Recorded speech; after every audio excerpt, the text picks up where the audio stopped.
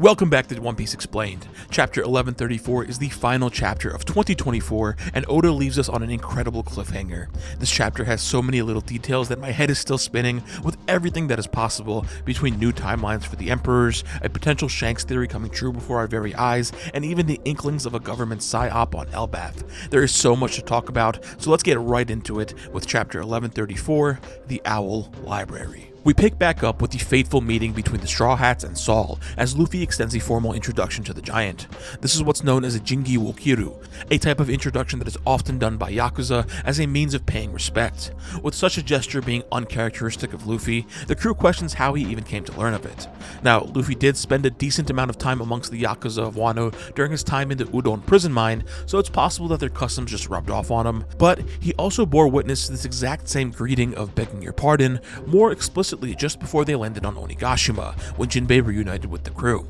So it seems more than likely that this is his attempt at mimicking Jinbei's more formal behavior. Saul joyously exclaims that he knows the now famous Luffy and points out how great it is that Robin has found friends who would protect her, just as he said she would all those years ago. He reminds us that he was once a Marine himself, so naturally he would understand what an accomplishment it is to be an Emperor of the Sea, and thanks Luffy for keeping Robin safe. Now, this line is particularly interesting because it gives us another data point for how long the notion of the Emperors has been around.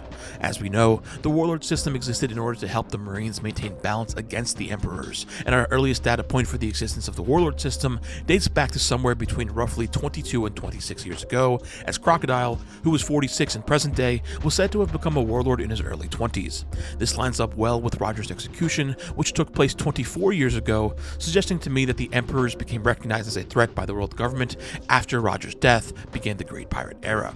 Up until this point, the remnants of the Rocks pirates had begun amassing power and gaining infamy as far back as 33 years ago, so it stands to reason that Big Mom, Kaido, and Whitebeard became acknowledged as the most serious threats to the government after Roger was put to death. With the Ohara incident having taken place 22 years ago, this line from Saul offers some hard evidence that the Emperors were recognized by at least that point in time. Now, while the Straw Hats were meeting with Saul by the beach, you'll notice Lilith and Bonnie stayed behind on the ship, with the former now coming down to have their own reunion with the giant.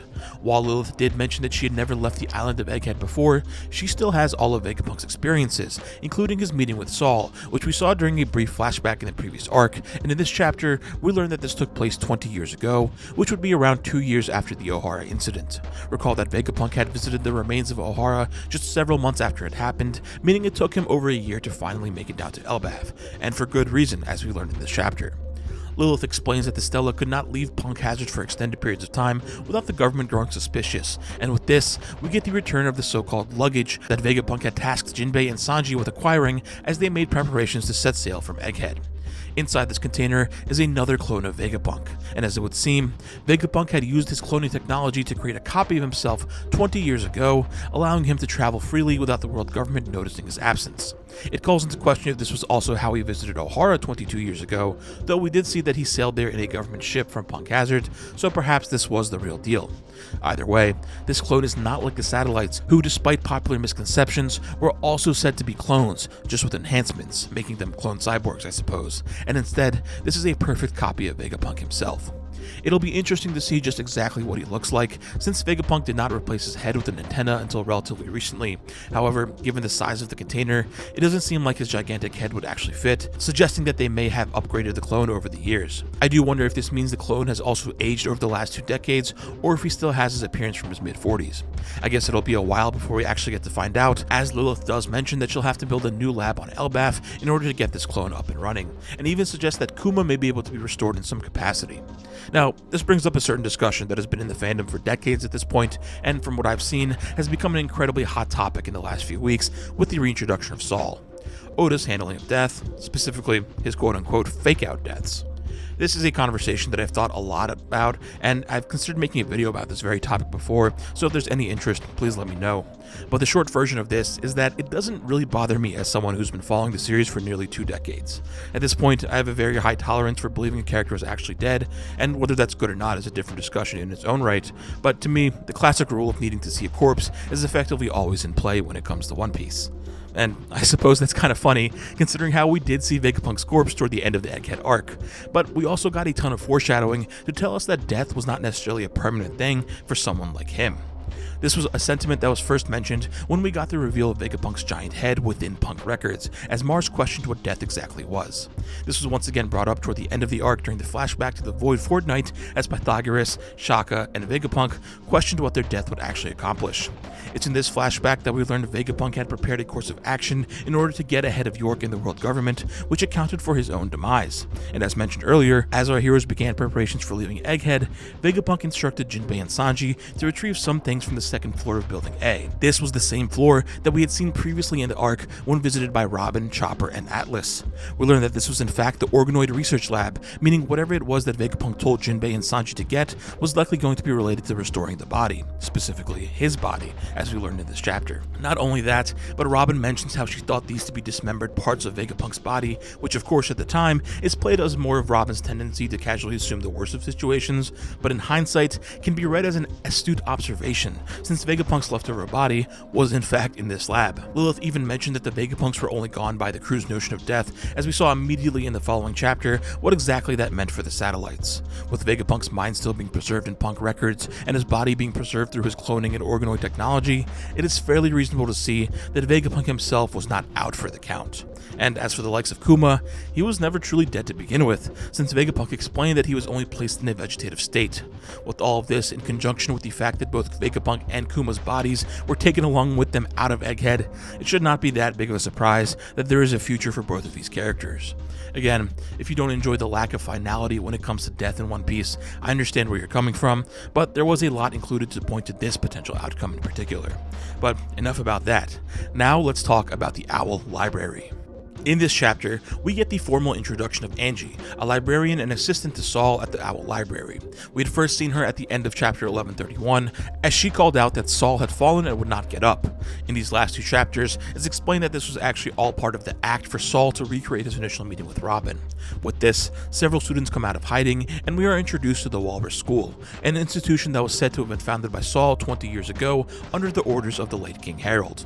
And so, our crew splits up into several parties once again, with Luffy, Usopp, and Zoro racing off into the school by themselves, while Robin, Chopper, Lilith, and Bonnie join Saul at the library, leaving Nami, Sanji, Brook, Frankie, and Jinbei with Gerd and Angie to tour the school. Frankie expresses interest in the giant tree at the center of the island, and this is fitting, as we learned a few chapters ago that this was indeed the Jewel Tree Atom that Frankie spoke of back in Water 7. And it's appropriate that Jinbei is also interested in this, with its counterpart, the Sunlight Tree Eve, illuminating Fishman Island under the sea. I'd be very interested in seeing these two go off on a small adventure of their own, hopefully giving us more insight into the two giant trees. But let's talk about the Owl Library. We initially saw this place briefly during the quick flashback Vegapunk had to his meeting with Saul and Elbaph, and it was named in the previous chapter. It appears there is a giant owl who resides in this place, playing once again into the whole Keeper of Knowledge idea that we see throughout media and history. The chair beside it is interesting, I wonder if that's for someone in particular, but the most peculiar part of this place would be this mysterious phenomenon that gigantifies all the books. One would think there's some sort of devil fruit power at play, though it's odd that it only affects the books. I suppose we did see a devil fruit that worked with books with Mondor's book fruit, so nothing's out of the question at this point. It'll be interesting to see if this is a power held by someone or something. Is this giant owl the user of the fruit, or is this a power embedded into the library itself? Could Vegapunk have been responsible for this, either through feeding some fruit to the library, or maybe just creating his technology on his own? Hopefully we get an answer to this at some point. Now we find Luffy, Zoro, and Usopp being chased by some of the students, a scene reminiscent of Punk Hazard when the crew was attacked by the gigantified children. Zoro offers to cut them down, to which Usopp quickly reminds him that these are still children, similar to how he prevented Luffy from knocking out the Punk Hazard kids. There's an interesting dynamic at play here, as the boys chasing our crew refer to them as pipsqueaks, which is also what Loki calls Luffy, funny enough, only to be stopped and scolded by some of the girls. They are reminded that they are not supposed to attack the humans and are not to call them names. This was similar to what we saw with Gerd and Roto, as the former thought the humans to be cute little beings, while the latter saw them as inferior. This all comes off as strange to our crew, who had been assuming that this is a school for the future warriors of Elbaph, and it's with this that we get the formal introduction of the biology teacher at the Walrus School, Ripley. This was a character first mentioned a few chapters ago by the bartender of the tavern as she had prepared Ripley's favorite food for Colin to deliver. Of note, in that exchange, the bartender's dialogue includes a heart after mentioning Ripley and before mentioning Colin's father, making me wonder if there's supposed to be some sort of extra familiarity or relationship between the two. We'll have to see. Ripley's name may also be a reference to the professional wrestler Rhea Ripley, falling into the naming convention across many of the Elbaph giants, who are also named after various famous wrestlers. Her design is a bit interesting, featuring a long stripe running down the front side of her body, resembling some of the tattoos you see in Viking media, but she also sports a shirt that appears to have a skull with horns. Now, this may not be anything of importance, but it is quite reminiscent of the ancient giants like Ors and Little Ors Jr., as well as the giant skull in Onigashima. Perhaps we may even get more insight into the various kinds of giant species from her, given her role as the biology teacher. Ripley explains that everything we've learned about the Elbaph giants being violent warriors that ravaged the seas is nothing more than legend of days past. As it turns out, King Harold had wanted Elbaph to move toward a more open foreign policy, where trade and commerce were encouraged instead of war and plunder.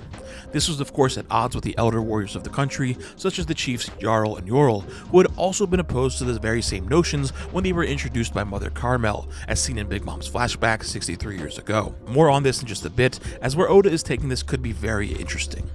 Angie fills this part of the crew in on the death of King Harold at the hands of his own son, but interestingly does not mention Loki by name, which would prevent Luffy from making the connection and realizing Loki's alleged crime. Though it should be noted that when Ripley mentions King Harold, Luffy is depicted with his arms crossed and his expression hidden, which could also mean he's already learned about some of this from Loki and is trying his best to keep a straight face. Ripley employs a do as I say, not as I do style of teaching, as she mentions she's part of the last generation of Elbaph warriors when asking about Luffy's all-white appearance. This could also suggest that the modern generation isn't necessarily privy to the legends of Nika, but we'll just have to see. I love this whole idea of a giant culture shock for both us, the readers, and the crew. This land of warriors that has been built up all these years has seemingly turned a new leaf toward a more peaceful way of life. This is all quite reminiscent of Saul's words during Robin's flashback, where he mentioned that the giants of Elbaph are savages, but there are gentle giants out in this world. Funny enough, Saul has seemingly taken some of Elbaph's customs upon himself, with his current appearance featuring 2 braids in his beard. But either way, it would make sense that Saul is instilling non-violent, friendly teachings into the students. But as we learn in this chapter, this was King Harold's motivation as well. But was it always? Ripley mentions that the things we know about the giants come from the exploits of the giant warrior pirates of 100 years ago, since that's when they seemingly disbanded with Dory and Brokey's duel. However, that doesn't mean this effort to try and make Elbaph more pacified was going on that whole time. As we saw in Big Mom's flashback 63 years ago, the children were still being taught to become warriors, which means this attempt at revolutionizing Elbaph would have been made within the latter half of the last century.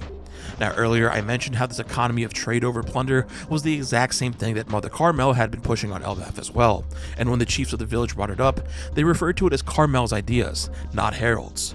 This is of course just possibly explained by Harold not having been a character in the story just yet, and Oda trying to keep things simple, but it is rather interesting if these ideas came from Carmel originally, and by extension, the world government. 100 years ago, some of the giant warrior pirates were captured by the Marines. An execution was planned and staged, but instead of killing them, they were to be let go with Mother Carmel coming in as their savior. This would allow the world government to install Mother Carmel as an operative inside Elbaph, where she ran an orphanage to procure various children for the world government's purposes. Part of this also involved gaining some influence within Elbaph, enough to even produce giant soldiers for the Marines. And as we know, the world government has been seeking the might of giants for centuries through any means necessary. So with Mother Carmel planted inside Elbaph, it would become a lot easier for the world government to spread their influence into this closed-off nation that they historically have not been able to conquer. I've spoken before how the Jewel Tree Atom's impervious nature would have offered a natural defense against the government's advances, perhaps even being durable enough to withstand the use of the ancient weapons. So with military tactics being unsuccessful, perhaps they turned to more insidious diplomatic methods. Carmel could have influenced King Harold into turning Elbaph into a more docile nation, playing the long game. If the world government could not conquer Elbaph back then, perhaps the country would be more susceptible over time if the generations of proud warriors died off, leaving behind a generation of pacifists who admired humans as all part of a world government psyop. Not only that, but this clash in ideals would cause a physical conflict as well, as different factions rose up, and we see this with Loki allegedly having killed his own father. These divides can also be seen in the very architecture of Elbaph. Back then, Mother Carmel's House of Lambs featured a cute sheep figurehead, in direct contrast to the animal skulls and other similar imagery that we saw throughout the rest of Elbaph's buildings, and we even see this with the Owl Library and the Walrus School. It's possible Carmel's instilled ideas can linger in any multitude of ways. After all, we still speculate that Goldberg's shield could be a homie gifted to him by Carmel.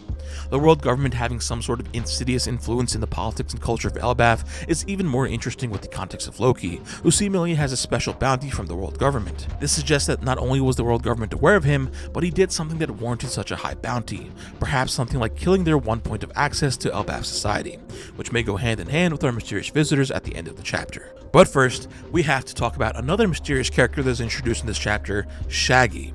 They seem to be well acquainted with Loki despite having never met each other in person, and we don't learn very much about them aside from them having experienced a traumatizing event and believing there is an underlying kindness in Loki despite his harsh exterior. There really is not too much to go off on this, as this could be a completely new character altogether. If we look closer at the transponder snail Loki has been communicating with, it's hard to tell if the snail is actually taking upon the appearance of the speaker, or if this is just how the snail looks, especially since this is a new type of snail design introduced within this chapter, the snow transponder snail that is resistant to the cold, explaining its woolly appearance. But at the same time, it's still possible that Loki is referring to them as Shaggy based on this appearance. I will say, I wonder if Shaggy could actually be whatever kind of giant the Yeti Cool Brothers were. I'm hoping to see the tribe get expounded upon at some point. Now, in the original Japanese text, Loki refers to them as Mosako, with ko being a suffix to denote respect. This is also the same ko used in kokaku or dukedom as we saw with the Mokomoko dukedom on Zo. So perhaps there's a royalty angle at play here as well. Now, as for why the official translation refers to them as Shaggy, this may be because Mosa is a shortened version of the phrase Mosa Mosa, which means to be hairy or thickly bearded. Whatever it may be, I'm curious to see where this ends up going, as it's also interesting to see Loki being upset at being called kind, once again highlighting this cultural divide in Elbaph. This may also work to establish some sort of innocence on Loki's part for the murder that he was accused of, showing that he may be a lot less evil than he's made out to be. But as for the final page of the chapter, an ominous bolt of black lightning strikes the royal castle as we see two hooded figures rise from a familiar pentagram. This is the first time that we've seen the interior of the castle, and as you can see, this looks to be the throne room, likely having been abandoned since Harold's demise. The throne itself looks to have been damaged around where the resting person's head and neck would be, perhaps even hinting at the nature of the assassination. Now, so far, these pentagrams have been closely associated with the five elders, as we saw them used to summon them from Mary Joie. But more precisely, whenever they were used, Saturn was the one who seemingly invoked them, as he was tasked with summoning the rest of the elders to Egghead, and he was shown to be able to summon himself from the ship on the coast of the island to the island itself. As such, it would appear that this summoning power set is something that may be unique to Saturn, though it should be noted that each of the elders had their corresponding numbers surrounding their pentagrams, whereas here, there are no numbers to be found. Not only that, but this single pentagram is used to summon two individuals, while before, we've seen each person get their own, at least when they were arriving at a place. We saw one single pentagram used for all of the elders back on Mary Joie when they first departed for Egghead, and when they eventually returned after being somehow sent back by Joy Boy's hockey. Saturn, of course, is currently out of the picture and presumably dead, with St. Figurland Garling having taken his place as the godhead of science and defense. So it may be that some of the powers that were stripped from Saturn were then given to Garling, who was the supreme commander of the Holy Knights prior, and that's who many believe these hooded figures to be. As a quick refresher, the Holy Knights were first mentioned toward the end of Wano, having said to have intervened with the incident between Charlos and Miosgard. We would later find out that this was in reference to Garling having executed Miosgard for turning his back on the Celestial Dragons. The group was also brought up by Dragon during his meeting with Sabo and Ivankov, where he mentioned that the real fighting will begin once the Holy Knights become mobilized. There we got the silhouettes of the group, though of course these are not necessarily to be trusted as exact depictions. That said, the one in the middle did bear a striking resemblance to Shanks, which spawned many theories, and we'll get to that in just a second. We would get our first real glimpse at some members of the Holy Knights during Kuma's flashback, albeit this was almost 4 decades ago from present day. Many were not named, though we did get that one who had the Manmeyer family's interest as a priority, and none of the designs we saw back then necessarily map to the two that we see here, except a young Garling, who bears a striking resemblance to Shanks. So, would Shanks actually be a Holy Knight? Well, that seems a bit unlikely given his status as not only a pirate but an Emperor of the Sea, not to mention his history of having been a Roger pirate. It also seems unlikely for this to be Shanks at the end of the chapter, given what we know about his current actions. We know that Shanks and his crew were on Elbaph during the first day of Egghead, which at this point was at least 3 days ago from present day. There, he was in a hurry to leave, but was then faced with Kid's attack on his fleet. During the second day of Egghead, his crew was seen traveling on the ocean, suggesting that they had already left Elbaph, and eventually we saw them at Gartel Island where they dealt with the Barto Club. And all of this was at least 2 days prior to present day, when the Straw Hats found themselves separated between Elbaph and the Outer Seas. Given all of this, it doesn't seem logistically sound for this to be Shanks. So, then who is it? There's been a fairly popular theory for a while now where Shanks would have a brother. This was first prompted by the twist that we saw back during the Reverie arc, where Shanks seemingly visited the Five Elders in order to talk about a certain pirate. While some fans were fueled by their hope that Shanks was not actually evil, others reasoned that this may not be Shanks based on the obfuscation of his full face, hiding the scar over his left eye. This is also the same angle at which we see this cloaked individual in this chapter. Now, the idea here is that the scar on Shanks' face is large enough to be seen from just a side profile view, as depicted during his exchange with Whitebeard all those years ago, and is still depicted to this day as seen during his confrontation of Bartolomeo. Oda was actually asked about this very idea back in 2019 during an interview with the popular Japanese YouTube channel Fishers. There, they asked if Shanks was actually two different people, citing the facts that he sometimes is shown without his scar, and his ability to travel to Marineford so quickly despite having said to have been dealing with Kaido. Unfortunately, Oda's answer was censored, which actually does say a lot about this topic being something that he didn't want to openly discuss at the time. Though immediately after, he follows up with a caveat that he does often forget to draw scars, and I'm sure recent readers can understand these kinds of simple mistakes very well, just given how we had all of that speculation in the fandom about the inconsistencies with the Straw Hat designs when they first arrived in the Lego City earlier in the arc. Now, with all of this, it doesn't seem super far-fetched that there could be another person out there that resembles Shanks. With Shanks being suggested to be a member of the Figurland family and sharing many features with a younger Garling, it's not crazy to think that other members of the family would also look similar. Perhaps this is Shanks' twin brother, or maybe even a clone of some sorts. Whatever the case may be, I think this old theory actually has a lot to stand on in these current days. This could very well be the same person that we saw at the center of the silhouetted Holy Knights, and may even be the silhouetted man that we saw on that spread during Vegapunk's broadcast. There is a very similar hilt and guard to the sword in both of these depictions that also closely aligns with Shanks' sword, Griffin. Also, all of this would help recontextualize an old line from Whitebeard once again.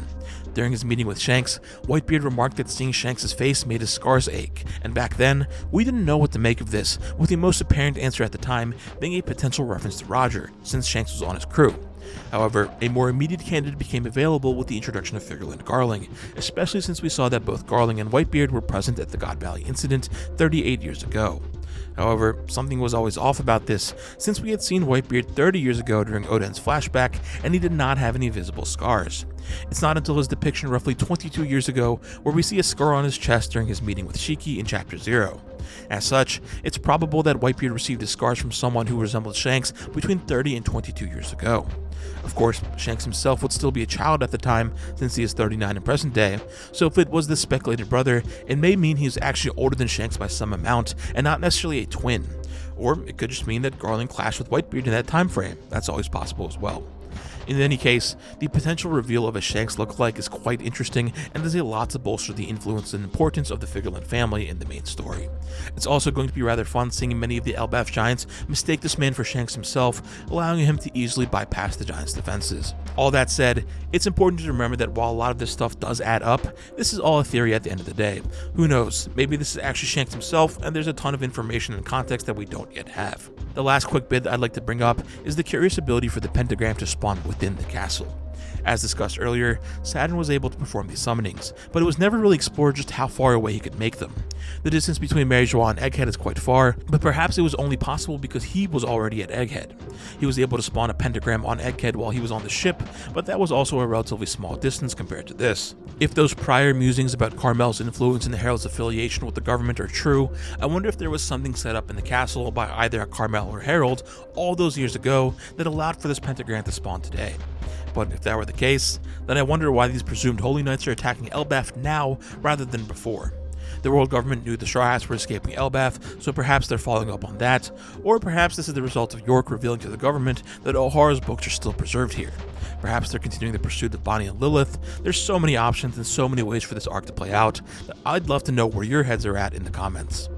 Friends, if you made it this far into the video, thank you so much for watching. This is the final chapter of 2024, and Oda certainly ended it on a bang. We are truly in an incredible time to be fans of the series, with each chapter just getting better and better, and I feel like I always say that, but I want to express how thankful I am that I've made it through another year with you all. I hope all of you have a wonderful holiday and a happy new year, and as always, thank you so much for watching, stay safe, and I hope to see you in the next one.